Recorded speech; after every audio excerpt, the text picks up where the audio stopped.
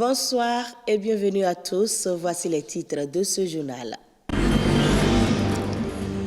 Nos divinités sont mises en lumière ce 10 janvier. C'est la fête des religions endogènes, une occasion pour le Bénin d'asseoir une croissance économique avec une politique culturelle bien ficelée. La libation est une pratique très ancrée dans la culture africaine, une façon de communiquer avec les ancêtres. À l'occasion de la fête des religions endogènes, nous nous intéressons au sens et à la portée de la libation. Et puis, les pelles font leur retour dans l'univers de la mode. Elles sont de plus en plus utilisées pour sublimer les tenues. Nous ferons une immersion dans l'univers des pelles et de la mode avec Marcel Betterou.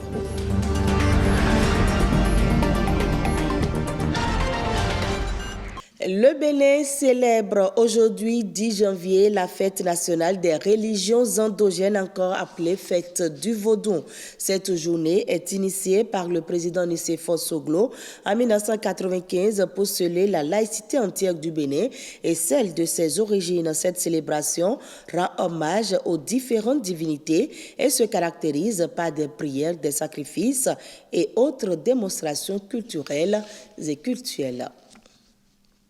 La fête du 10 janvier est un événement national qui apporte assez de retombées à l'économie nationale, une rentabilité économique que l'on pourrait monnayer pour asseoir la croissance économique avec une politique culturelle bien ficelée. Rapi Goudou, gestionnaire de patrimoine, revient dans cet extrait sur cette rentabilité économique et ses enjeux pour le Bénin. Il est au micro de Christian Devoti et Immaculée Ouédété. Cette rentabilité économique se mesure par plusieurs indices. Elle se mesure par le rayonnement du pays, donc ou du territoire qui abrite l'événement. Elle se mesure par l'attractivité que cela crée à l'extérieur pour attirer maintenant des touristes vers le pays.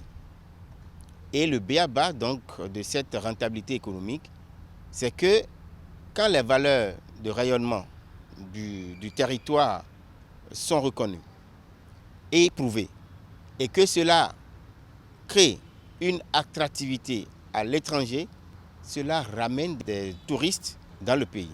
Et ces touristes, ils viennent par avion, ils ont une taxe sur embarquement qui est versée donc, dans le giron de l'État et la compagnie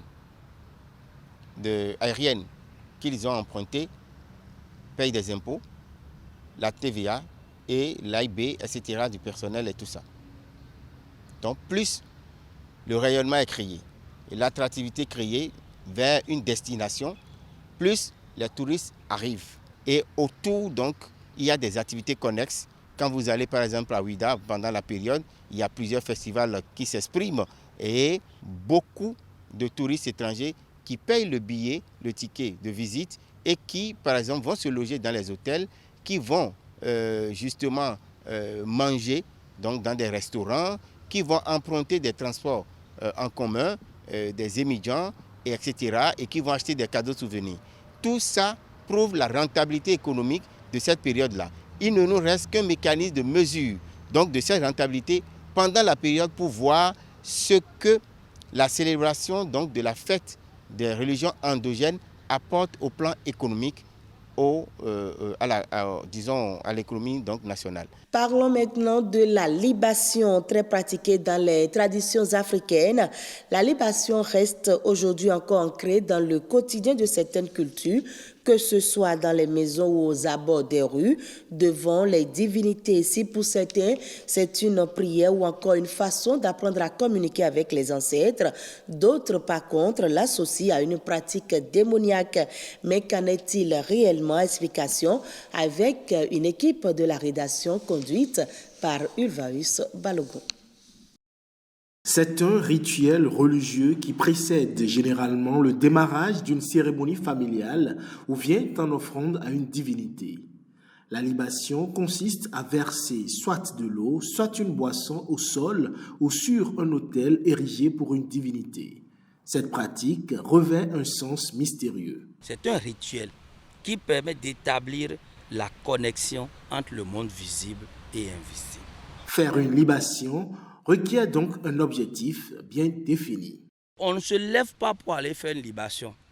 On doit avoir un objectif derrière avant d'aller faire une libation. Ça peut être dans le cadre d'une cérémonie formelle, identitaire. Ou par exemple, vous êtes un être humain, vous avez un problème particulier et le FA vous recommande d'aller donner du vin, de sodabi à votre ancêtre, à une divinité. Ça peut être la divinité Dan, la divinité Gu ou Torosu par exemple. Et donc, en fonction de ce que vous recherchez comme objectif, vous faites la libation. Si la consultation recommande que ça soit sur la voie, c'est de là où vous constatez que la personne dépose ça sur la voie. Ce n'est pas pour, en réalité, vouloir faire du mal à un usager de la voie. Non. Mais ils savent que c'est à cet endroit, selon la consultation du FA, que les génies ou si c'est les ancêtres ou bien les énergies, c'est à ce niveau que ces énergies vont se retrouver en réalité pour prendre ce qu'ils veulent prendre.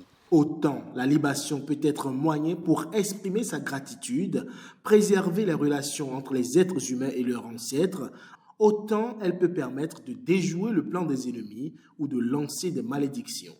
Si nous prenons la sucrerie et puis le djinn, la sucrerie a pour nature d'apaisement, a pour nature de vous donner de grâce. C'est pour ça que quand on fait une libation, on donne de sucrerie sur un autel ou sur une divinité, on donne à celui qui est en train de faire la libation à boire.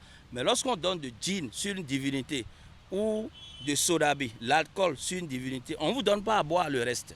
Le reste, on verse ça par terre parce que on demande à l'esprit qui est là de vous donner de bonheur à travers la sucrerie qu'on vous a donné à boire. Et puis le reste là, le djinn qu'on a versé, la petite quantité qui reste là, qu'on verse par terre, c'est pour vos ennemis. Peu importe sa finalité, le but ultime de la libation est de préserver l'ordre cosmique, l'unité et l'équilibre entre le visible et l'invisible. Parlons maintenant mode, pelles de bois, d'os, de coquillages, de dentelles, de mammifères. Elles étaient utilisées pour orner les vêtements, les accessoires et les objets sacrés. Avec les pelles de culture, les iconiques ont peu à peu disparu pour laisser place à cette brillance à laquelle nul ne peut résister. Une immersion dans l'univers des pelles et de la mode, c'est avec Marcel Bettero. Jugées très classiques, les iconiques perles nacrées se réinventent une mode. Tenues, sacs, manteaux, chaussures, les pelles se retrouvent partout. Avec l'arrivée des perles de culture, les iconiques ont peu à peu disparu pour laisser place à cette brillance à laquelle nul ne peut résister.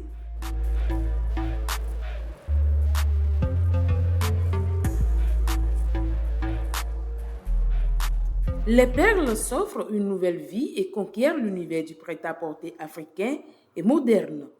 Nombreux sont les stylistes qui ne peuvent plus s'en passer. Le travail est délicat et nécessite une bonne concentration. On va d'abord procéder honnêtement à notre croisement pour voir si notre robe a quelque chose à rectifier avant d'aller faire les poses des pieds.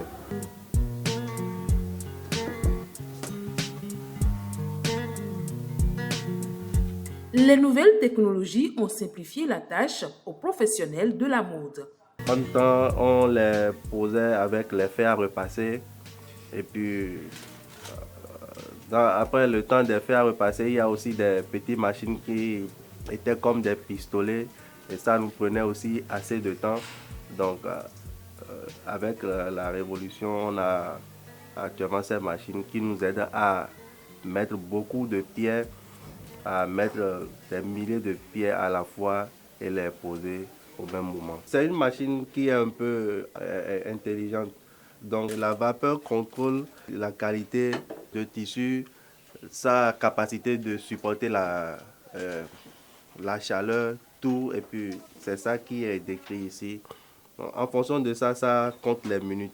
Ce qui séduit plus les fans, c'est le coût pas très élevé de cet accessoire de mode.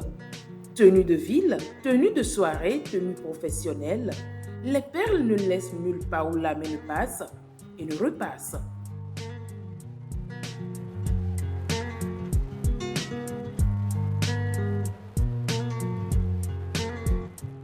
Et les faits marquants de l'actualité internationale, c'est dans Eco Inter, une compilation de Nadège Omolade Sani.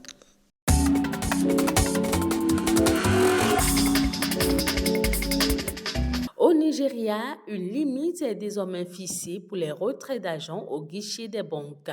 Les particuliers ne peuvent plus excéder 1 050 €, soit environ 690 000 francs CFA par semaine et 27 000 francs CFA par jour.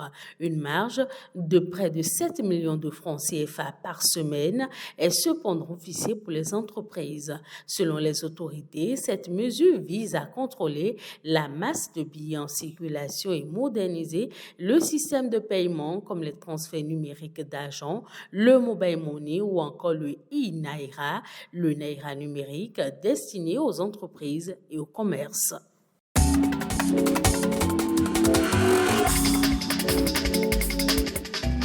Du côté du Burkina Faso, le taux d'inflation a atteint un niveau inédit. Selon l'Institut national de la statistique, il est de près de 13,5% depuis octobre 2022. Pour atténuer la souffrance des populations, le gouvernement poursuit sa politique de contrôle des prix. À en croire le directeur général de l'Institut national de la statistique et du développement du pays, le Covid-19, la campagne saisonnière moins bonne et la crise ukrainienne sont à l'origine de cette inflation.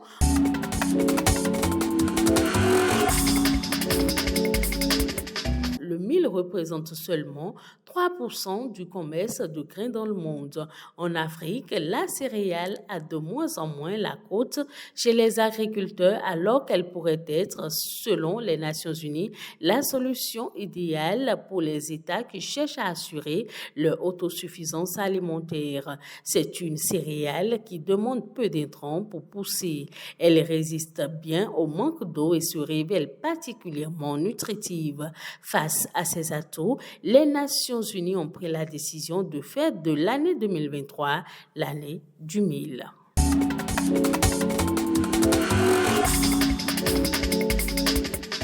La filière des agrumes de Méditerranée sera déficitaire pour cette campagne. Durement éprouvé par les anomalies climatiques, le secteur espère échapper à un deuxième fléau, l'épidémie du dragon jaune qui a déjà ravagé les vergers de Floride.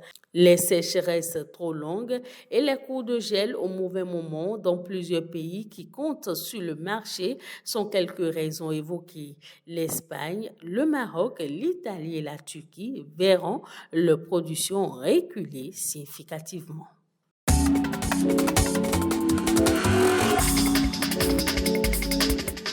Et ce sera tout pour ce journal à revoir sur le site de l'ORTB, www.ortb.bj.